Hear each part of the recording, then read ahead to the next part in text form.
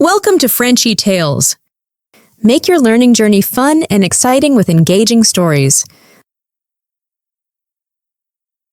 Je m'appelle Chloé. J'ai 28 ans et je vis seule dans un petit appartement en ville. Mon appartement a une chambre et une petite cuisine. Ma vie est très simple et calme. La plupart des jours se ressemblent. Chaque matin, je me réveille à 6 heures. Je prends une douche et je prépare un petit déjeuner. Habituellement, je bois du café et je mange du pain grillé. Après cela, je me prépare et je pars au travail. Je travaille pour une grande entreprise en ville. Mon travail est dans le service financier. Je passe la plupart de ma journée assise à mon bureau à travailler avec des chiffres, des rapports et des papiers. Le bureau est toujours très occupé. Les téléphones sonnent, les gens parlent et les claviers font du bruit toute la journée. Il y a environ 20 personnes dans mon service et tous nos bureaux sont dans une grande salle. À 5 heures, je rentre chez moi. Je cuisine le dîner, mais seulement pour une personne. Je mange à ma petite table et je regarde généralement la télévision pendant environ 1 heure. Après cela, je vais me coucher. Beaucoup de soirées sont calmes et un peu solitaires. Mes parents vivent loin. Je les appelle 1 fois par semaine. Ils me posent toujours la même question. Quand vais-je me marier? Je ne sais jamais quoi répondre, alors je dis simplement que je ne sais pas encore. Parfois, le week-end, je vais au parc. Je vois des familles assez là-bas. Les enfants jouent et rient. Les couples se promènent main dans la main. Je suis heureuse pour eux, mais aussi un peu triste pour moi. Un jour, j'espère avoir une famille, une maison pleine de bruit et de rire au lieu du silence. Au travail, tout est très organisé et sérieux. Le bâtiment de l'entreprise a 5 étages et beaucoup de personnes y travaillent. Le chef de notre service est un homme qui s'appelle Marc. Il a environ 40 ans, il est grand et il porte toujours des costumes sombres.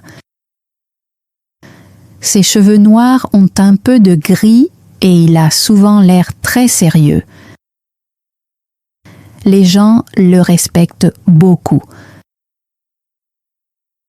Quand il entre dans une pièce, tout le monde devient silencieux et se concentre sur son travail. Un lundi matin, il est venu à notre étage pour saluer l'équipe.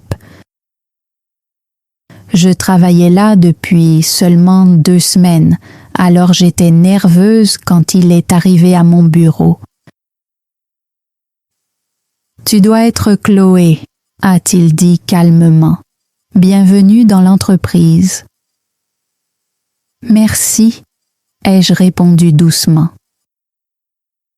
Pendant les mois qui ont suivi, j'ai travaillé très dur.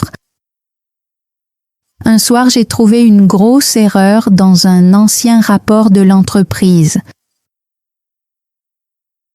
Je suis restée tard pour la corriger et préparer un nouveau rapport. Le lendemain matin, Marc est venu à mon bureau. « Tu as trouvé l'erreur dans le rapport ?» a-t-il demandé. « Oui, monsieur », ai-je répondu. « Bon travail », a-t-il dit. Ces 2 mots simples m'ont rendu fière. Pour la première fois, j'ai senti que quelqu'un remarquait mon travail.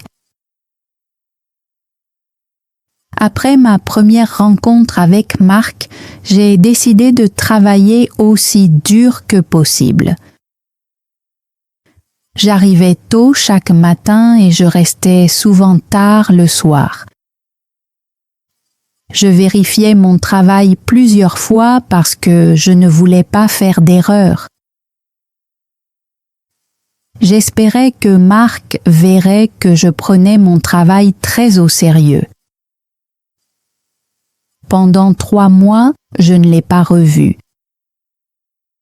Il travaillait à son bureau au dernier étage, mais tout le monde savait qu'il vérifiait nos rapports.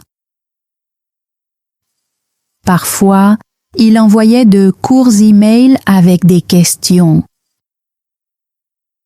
Ces messages étaient toujours clairs et directs. Un soir, je travaillais sur un rapport important sur les dépenses de l'entreprise. En vérifiant les chiffres, j'ai trouvé un gros problème. Certains comptes de l'année précédente manquaient. C'était une erreur sérieuse. J'ai corrigé les chiffres et préparé un nouveau rapport. Je suis restée au bureau jusqu'à 9 heures du soir pour tout terminer soigneusement. Le lendemain matin, Marc est venu à notre étage.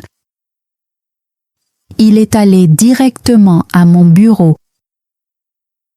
Tout le monde nous regardait et je me sentais nerveuse. « Tu as trouvé l'erreur dans le rapport ?» a-t-il demandé. « Oui, monsieur », ai-je répondu doucement. « Bon travail », a-t-il répondu. Peu de personnes auraient remarqué cela. Ces 2 mots signifiaient beaucoup pour moi.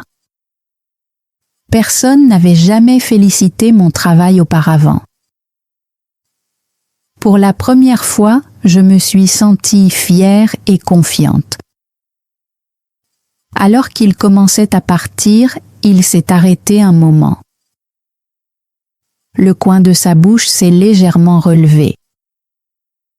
Cela ressemblait presque à un petit sourire.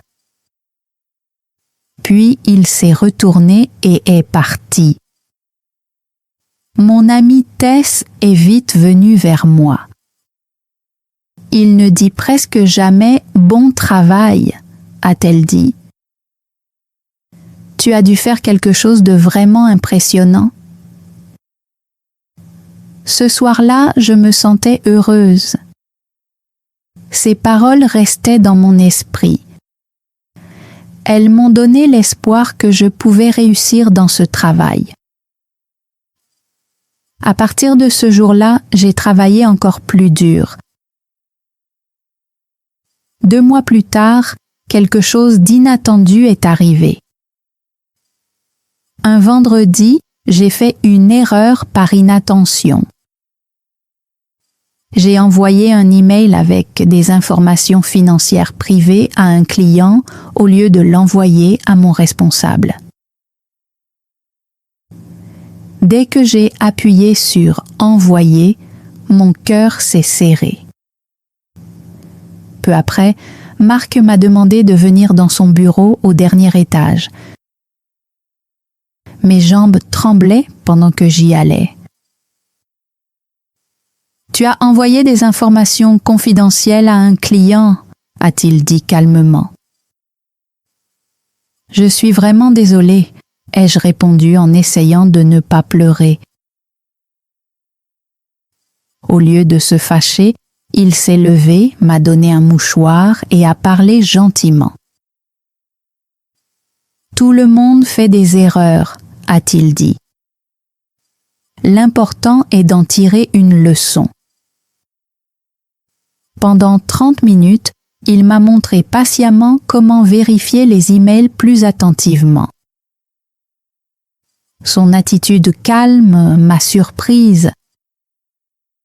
J'ai compris que derrière son visage sérieux se cachait une personne réfléchie et compréhensive. Peu à peu, une petite habitude s'est créée entre Marc et moi. Quand nous arrivions tôt au bureau tous les deux, nous préparions du café et parlions pendant quelques minutes. Nos conversations étaient simples. Parfois, nous parlions du temps, des nouvelles ou du travail. Les discussions n'étaient jamais longues, mais elles devenaient la meilleure partie de ma journée.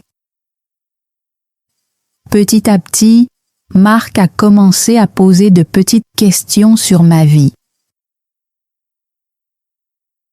Il me demandait ce que je faisais le week-end et comment je passais mon temps libre.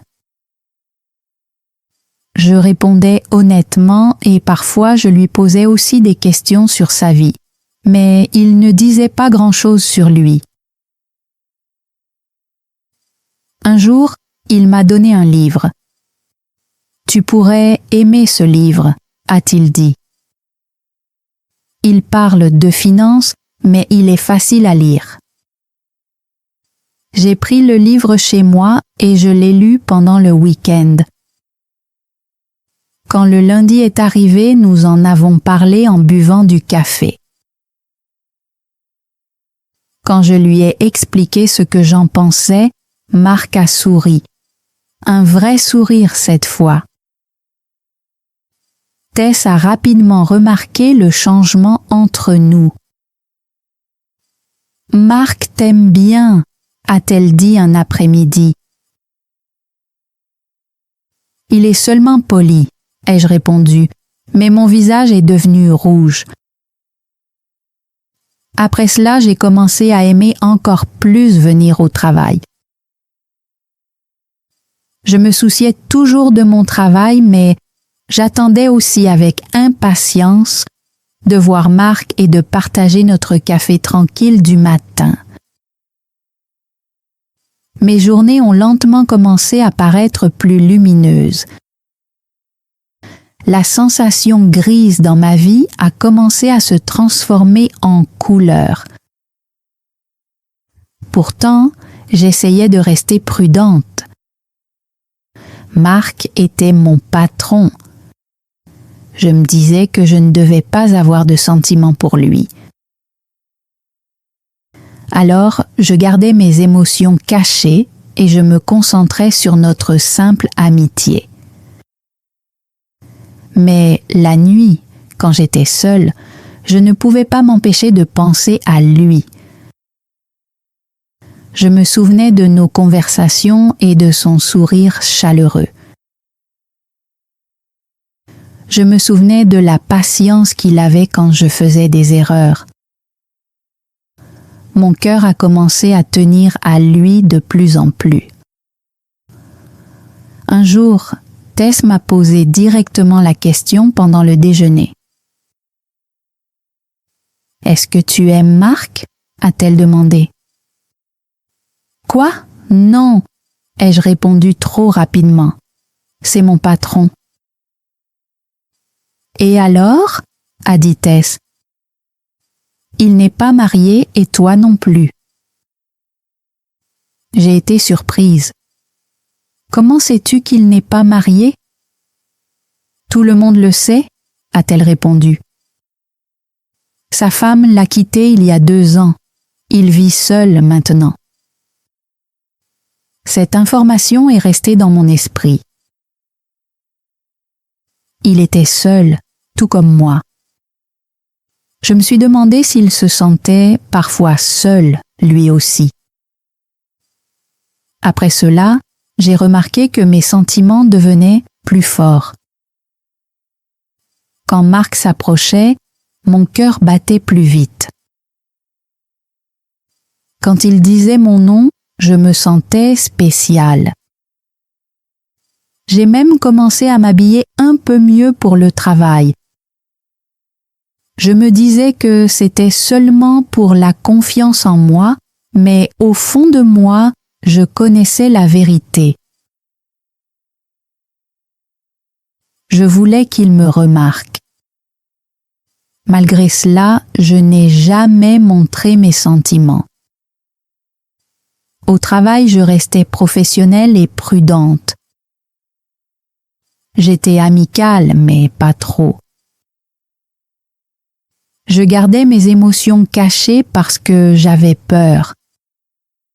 Peur qu'ils ne ressentent pas la même chose, peur de perdre mon travail et peur de ce que les gens pourraient dire.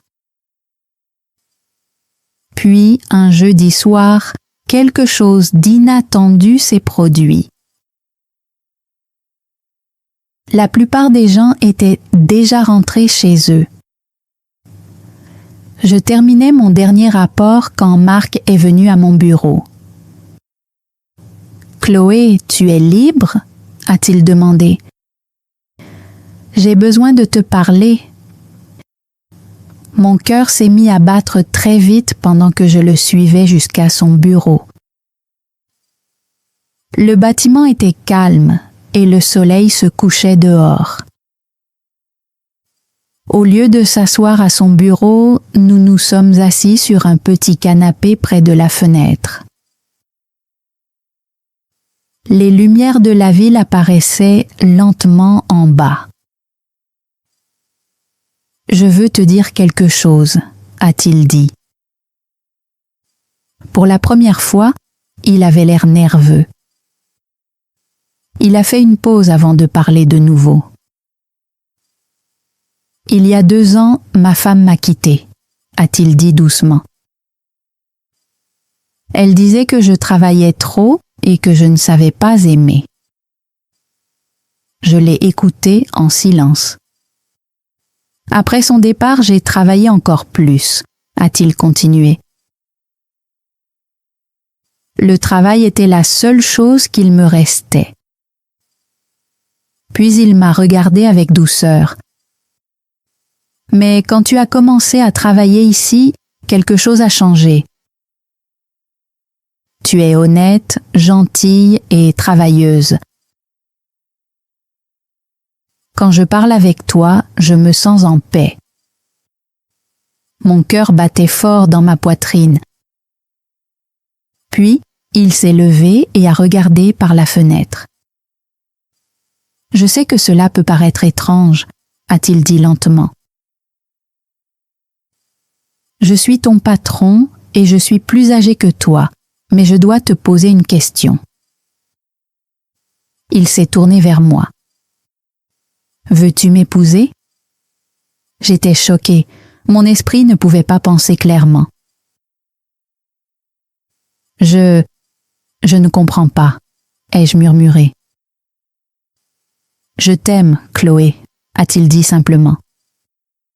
Je veux construire une vie avec toi. Mon cœur s'est rempli à la fois de bonheur et de peur.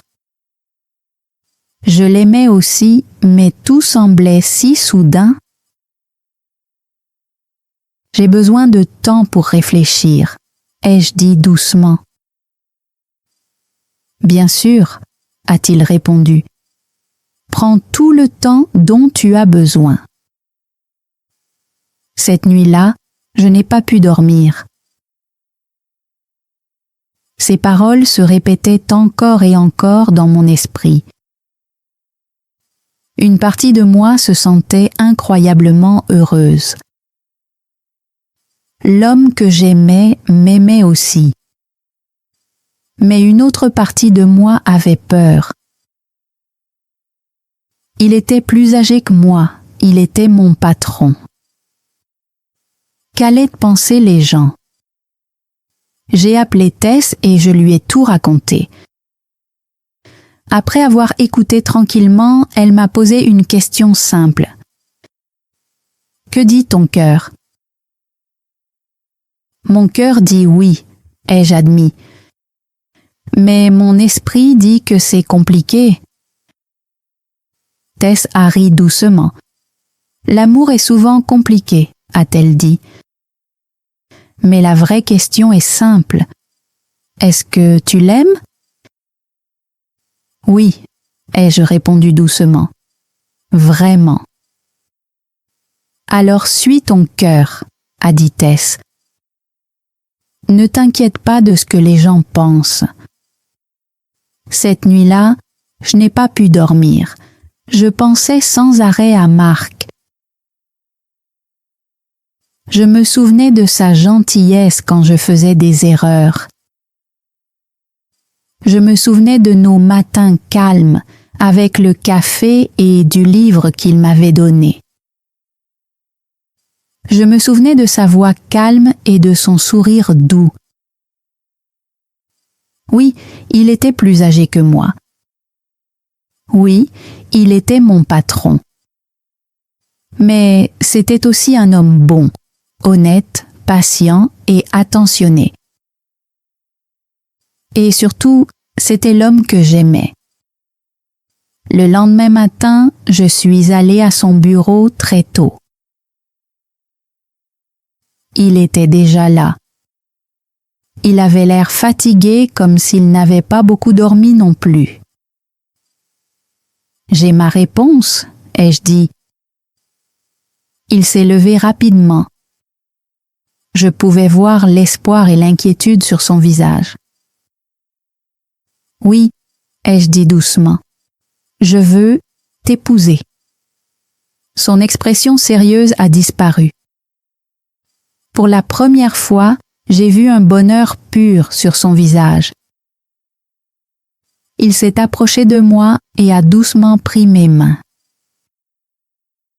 Je promets de t'aimer, a-t-il dit. Je promets de te respecter et de te rendre heureuse. Je te crois, ai-je répondu. Au début, nous avons décidé de garder notre relation privée parce que nous travaillions dans la même entreprise. Mais les secrets sont difficiles à cacher. Les gens ont vite remarqué nos sourires et la façon dont nous quittions parfois le travail ensemble. J'ai parlé de Marc à mes parents. Au début, ils étaient inquiets. Il est plus âgé que toi, a dit ma mère. Il est aussi ton patron, a ajouté mon père. Marc est venu les rencontrer en personne. Il portait un costume élégant et a apporté des fleurs pour ma mère. Il a parlé poliment et avec respect. Il leur a parlé de ses projets pour notre avenir et a promis de prendre soin de moi. Peu à peu, mes parents ont commencé à lui faire confiance. Ils pouvaient y voir qu'il était sincère et que j'étais vraiment heureuse. Finalement, ils nous ont donné leur bénédiction. 3 mois plus tard, nous avons eu un petit mariage. Seule la famille et quelques amis proches étaient présents. Je portais une simple robe blanche et Marc portait un costume noir. La cérémonie a eu lieu dans une petite église près de la ville. Tess se tenait à côté de moi comme demoiselle d'honneur. Elle a pleuré pendant la cérémonie. Ma mère a pleuré aussi, tandis que mon père essayait de cacher ses larmes. Quand Marc a dit « oui », sa voix était forte et confiante. Quand j'ai dit « oui », ma voix a un peu tremblé, mais mon cœur était sûr. La vie après le mariage était à la fois normale et nouvelle. Au travail, Marc était toujours mon patron et nous gardions tout très professionnel. Il ne me traitait jamais différemment et je travaillais aussi dur qu'avant. mais à la maison, notre vie était chaleureuse et joyeuse. Nous cuisinions le dîner ensemble et nous partagions des histoires sur nos journées. Marc m'a appris à cuisiner des pâtes et je lui ai montré comment préparer la soupe de ma mère. Parfois, nous rions de nos erreurs en cuisine. L'appartement calme qui semblait autrefois solitaire était maintenant plein de vie. La musique jouait le matin. Parfois, nous dansions dans la cuisine. Nous regardions des films ensemble et lisions des livres avant de dormir. Le silence avait disparu. La solitude avait disparu aussi. Après 1 an de mariage, je peux dire que ma vie a complètement changé. Je ne suis plus la femme timide qui se sentait invisible. Je parle avec confiance au travail et je partage mes idées. Marc m'a aidé à croire en moi. Les gens me demandent parfois des conseils sur l'amour. Je leur dis toujours la même chose. L'amour ne suit pas de règles. Il peut arriver quand on s'y attend le moins. Mais le véritable amour doit avoir du respect, de la gentillesse et de l'honnêteté. Ces choses comptent plus que l'âge, l'argent ou les titres professionnels. Chaque matin, Marc et moi buvons toujours du café ensemble. Maintenant, à notre propre table de cuisine. Avant de partir au travail, nous disons toujours « Je t'aime ». Parfois, je me souviens de mon ancienne vie, l'appartement silencieux et les soirées solitaires. J'aimerais pouvoir dire quelque chose d'important à la version plus jeune de moi-même. Je lui dirais « Sois patiente, continue de travailler dur, reste gentille ». Parce que parfois l'amour arrive comme une belle surprise. Et quand cela arrive, cela peut tout changer. Aujourd'hui est un jour très spécial. C'est notre premier anniversaire de mariage, 1 an de mariage. Le soleil du matin brille à travers notre fenêtre. Je me réveille la première pendant que Marc dort encore. Son visage semble calme et paisible. Je le regarde un moment et mon cœur se sent chaud et rempli. Je me lève doucement du lit et je vais dans la cuisine. Je veux lui faire une surprise avec le petit déjeuner. Je cuisine des œufs et des toasts et je prépare du café frais. Bientôt, l'odeur du café remplit l'appartement. Quelques minutes plus tard, j'entends Marc bouger dans la chambre. Il entre dans la cuisine avec les cheveux en désordre et un sourire encore endormi. « Joyeux anniversaire », dit-il doucement. « Joyeux anniversaire », je réponds. Il s'approche et me serre dans ses bras. Nous restons ensemble dans la cuisine silencieuse. Dehors, les oiseaux chantent et la machine à café fait de petits bruits. Le moment semble simple mais parfait.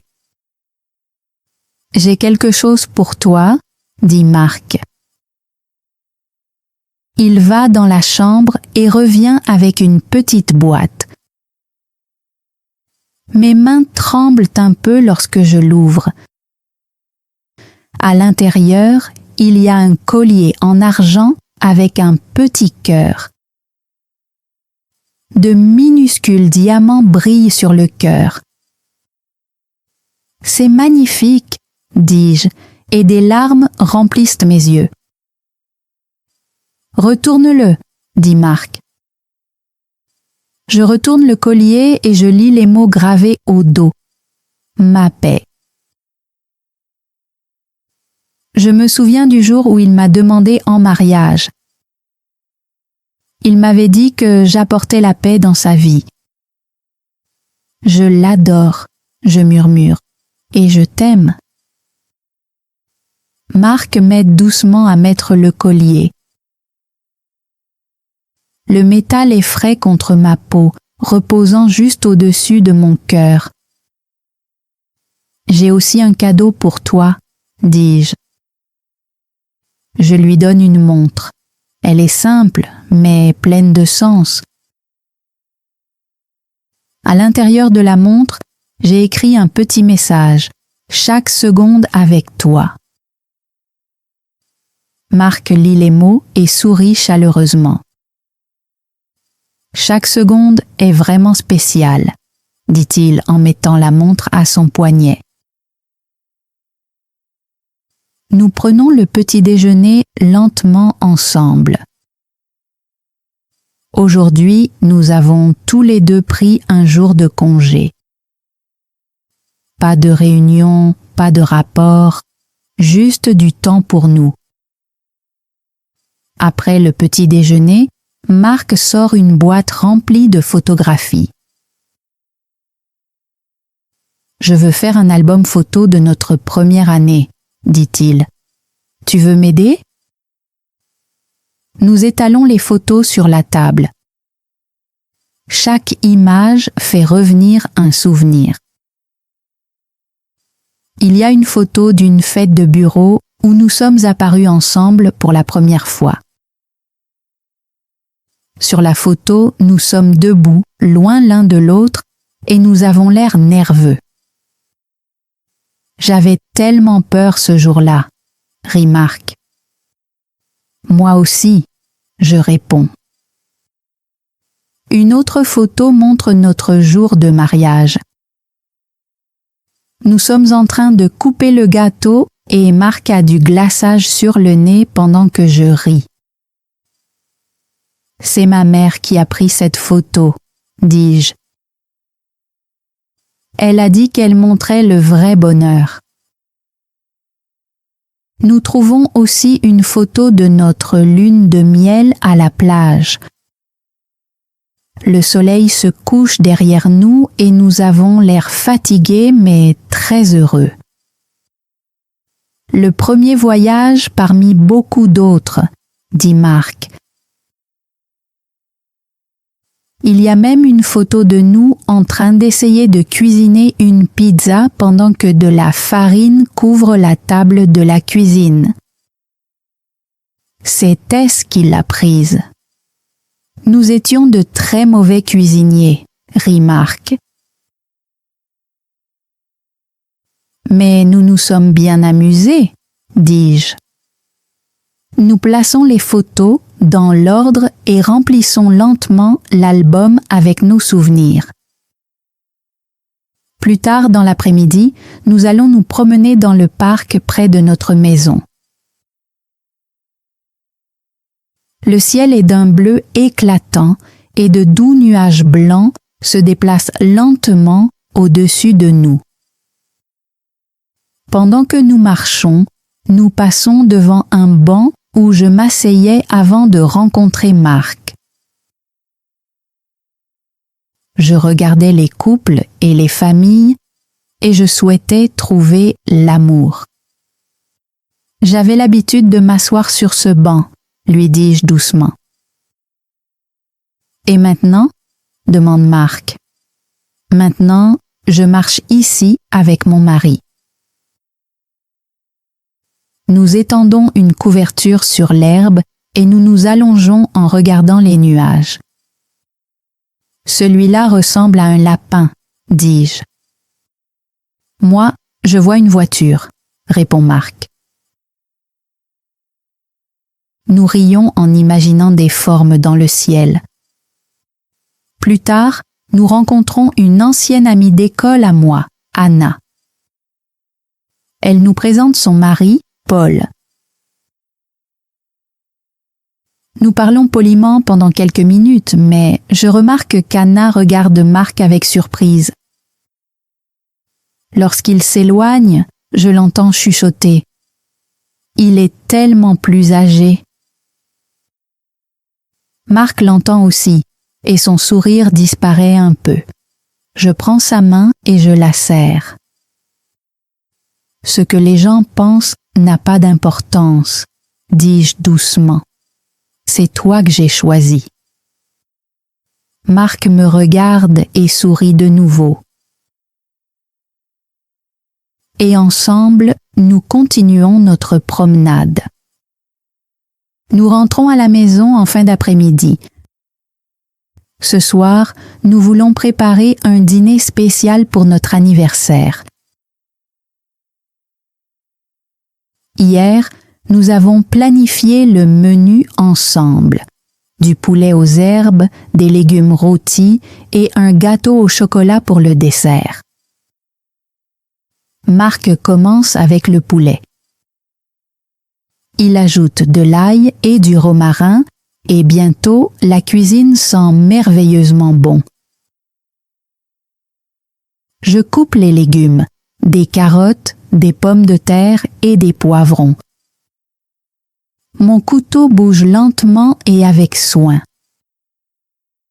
Nous sommes côte à côte, travaillant tranquillement pendant qu'une musique douce joue en arrière-plan.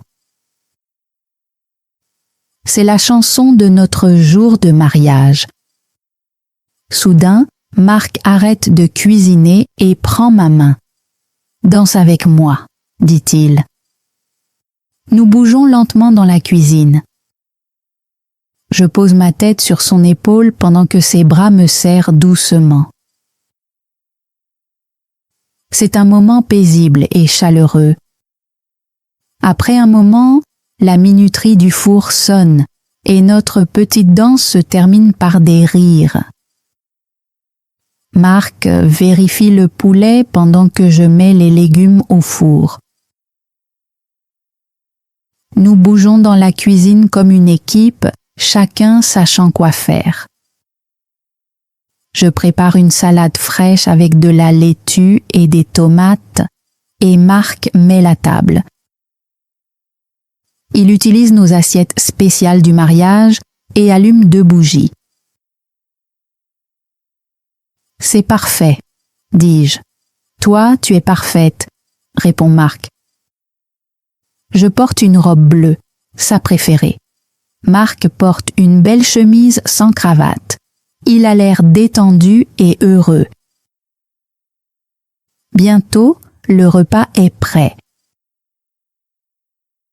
Nous nous asseyons l'un en face de l'autre à la table, la lumière des bougies brillant doucement entre nous. Marc verse du jus de raisin dans nos verres. « À notre première année, dit-il. »« Et à beaucoup d'autres, je réponds. » La nourriture est délicieuse. Le poulet est tendre et plein de saveurs et les légumes sont parfaitement cuits. « Dis-moi quelque chose, » dit Marc. « Quel a été ton jour préféré cette année ?» Je réfléchis un moment. « Le jour où tu m'as demandé en mariage, dis-je. J'étais nerveuse mais aussi très heureuse. »« Pourquoi nerveuse ?» demande-t-il. « Parce que toute ma vie changeait. »« Et as-tu encore peur ?» Je souris et secoue la tête. « Non, maintenant je me sens en sécurité. » Marc tend la main à travers la table et tient doucement la mienne. Ce petit geste dit plus que des mots. « Et toi ?» je demande. « Quel a été ton jour préféré ?»« Le jour de notre mariage, » répond-il. quand tu as dit oui devant tout le monde. Je te choisis encore chaque jour, dis-je. Après le dîner, le tonnerre gronde soudain à l'extérieur. La pluie commence à tomber, devenant de plus en plus forte chaque minute. Un éclair traverse le ciel et les lumières vacillent avant de s'éteindre complètement. « Ne bouge pas, dit Marc. Je vais chercher des bougies. » Bientôt, la pièce brille d'une douce lumière de bougies. Nous nous asseyons ensemble sur le canapé pendant que la pluie frappe les fenêtres et que le tonnerre résonne dehors. « J'aime les orages, dis-je. « Pourquoi ? demande Marc. « Ils me donnent un sentiment de chaleur et de sécurité. »« Tu es en sécurité, » répond-il doucement. Je me rapproche de lui et il passe son bras autour de moi. L'orage continue dehors, mais à l'intérieur de l'appartement, tout semble calme. « Parle-moi de ton enfance, » je demande. Marc commence à raconter des histoires de son enfance, de sa famille et de son premier travail. Sa voix est calme et posée. Je pensais autrefois que le travail était la chose la plus importante, dit-il. Mais maintenant je sais que la vie est plus que le travail. Et qu'est-ce qui a changé ? Je demande. Il sourit doucement. Toi. Le temps passe, mais nous ne le remarquons presque pas. Les bougies brillent encore doucement dans la pièce.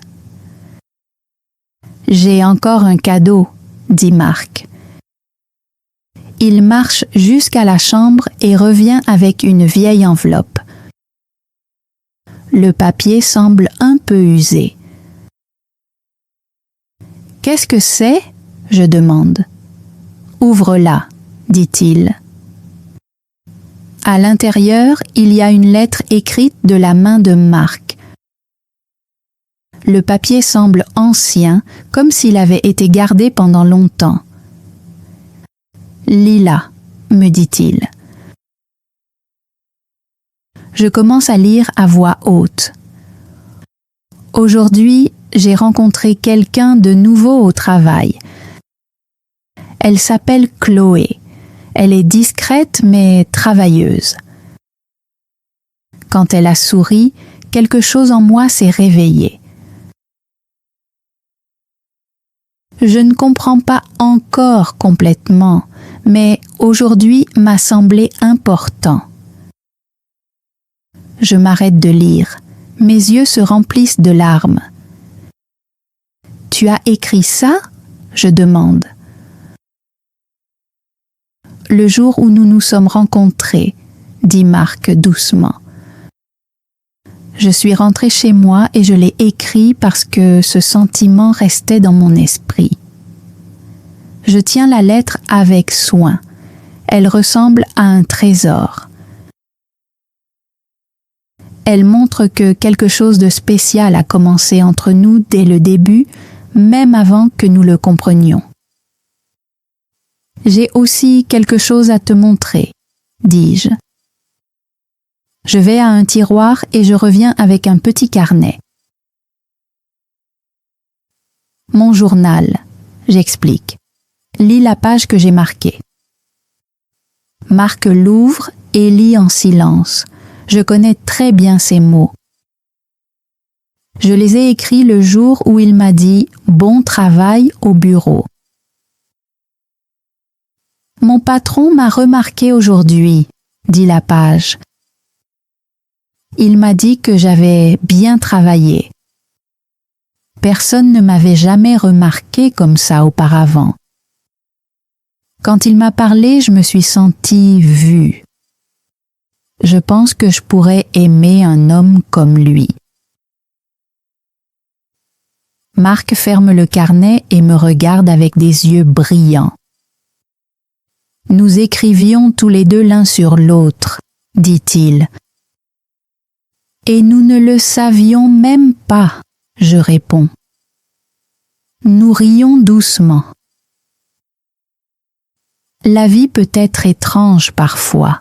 L'amour trouve son chemin, même quand les gens essaient de l'ignorer. Bientôt, il est presque minuit. Notre journée d'anniversaire est presque terminée. Nous sortons sur notre petit balcon.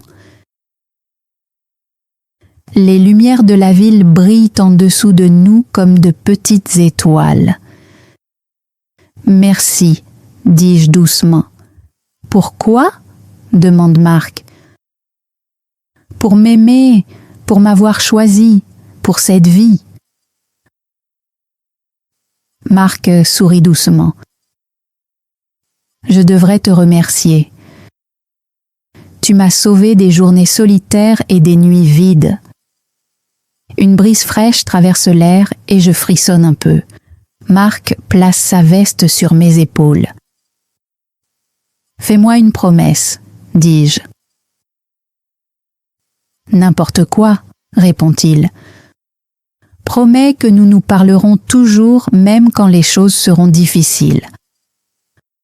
Je le promets, dit-il. Maintenant, promets-moi quelque chose, ajoute Marc. Quoi ? Promets que tu seras toujours toi-même. Je le promets, dis-je. Nous rentrons à l'intérieur. Notre appartement est chaleureux et paisible. Il contient nos souvenirs et nos espoirs pour l'avenir. Marc bâille. Nous débarrassons la table ensemble et soufflons les bougies. De fines lignes de fumée montent dans l'air. Plus tard, dans notre chambre, je place soigneusement le collier dans sa boîte. Je veux le garder en sécurité. Aujourd'hui était spécial, dis-je. Chaque jour avec toi était spécial, répond Marc. Nous nous préparons à dormir et nous nous allongeons face à face dans l'obscurité. Es-tu heureuse ? Demande-t-il doucement. Plus qu'heureuse, je réponds. Je me sens complète. Marc prend ma main et la place sur son cœur. Tu sens ça ? Murmure-t-il. C'est réel. Les battements de son cœur sont réguliers et chaleureux. Le sommeil arrive lentement, mais je m'accroche à ce moment aussi longtemps que possible. Ce n'est que le début, dit Marc doucement. Oui, je murmure. Juste la première année. Il me serre contre lui et je pose ma tête sur son épaule. Demain, nous retournerons au travail et à la vie normale.